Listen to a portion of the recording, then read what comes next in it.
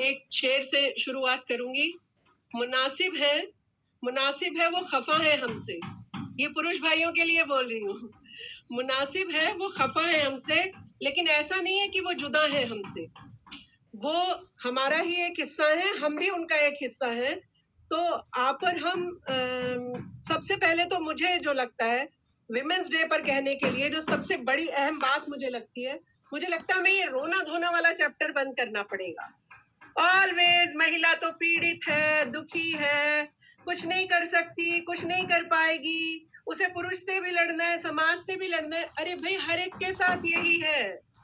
आप और हम कब तक ये रोना रो रो कर गाना गाते रहेंगे कि हम पीड़ित हैं, हम दुखी हैं, हमें ये भी करना पड़ता है, हमें वो भी करना पड़ता है। पुरुष को भी बहुत सारी चीजें करनी पड़ती हैं, लेकिन हाँ, प्रताड़ित ज्यादा वर्षों वर्ष से महिलाएं होती आई हैं, लेकिन उसको लड़ने के लिए आप और हम रोते रहेंगे तो कैसे लड़ पाएंगे।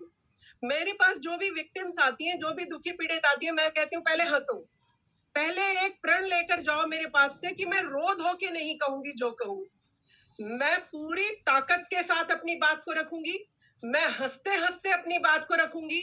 मैं वो पीड़िता बनकर नहीं जाऊंगी जो मर्द खुश होता था, आ गई रोती हुई, देखा कैसा रुलाया है इसको। आधा तो आदमी अपनी जीत उसी में समझ लेता है, विक्टिम को देखकर कि रो रही है, अच्छा देखा ना मैंने इसका क्या हाल कर दिया। तो आपको हमें हंसते हंसते लड़ना चाहिए। वो देश की लड़ाई हो, चाहे कोई भी लड़ाई हो, चाहे वो घरेलू लड़ाई हो। घरेलू हिंसा की शिकार महिलाएं अक्सर रहती हैं, और आप और हम कुछ कहने में भी डरते हैं। जैसे अलका दी कह रही थी, जैसे कुसुम दी आप बता रही थी कि हम सब लोग थोड़ा ना हमें जीने दीजिए, हम दूसरों का सहारा ज्यादा ढूंढने की कोशिश करते हैं कि मेरे लिए कोई कुसुम दीदी ही आकर खड़ी होंगी, मैं तब आगे बढ़ पाऊंगी। मेरे लिए कोई शबनम खान या अलका सैनी या मुन्नी दी या मेजर प्राची आएंगी, मैं तभी शायद मेरी आवाज तभी बुलंद हो पाएगी। लेकिन आज जब आप और हमारे जैसे कुछ लोगों ने, और समाज में इस तरीके की महिलाएं बरसों बरस से रही हैं, जैसे सरोजनी नायडू जी की आप और हम बात कर रहे हैं कि सरोजनी नायडू जी ने, अरे वो ऐसी कुशल वक्ता थी, उनको देखकर सीखते हैं आज भी आप और हम। तो जो इतने साल पहले वाली महिला हमें आज भी सिखा रही हैं। आप सुभद्रा कुमारी चौहान जी की बात कर रही थी, आप और हम सावित्री फूले जी की बात करते हैं।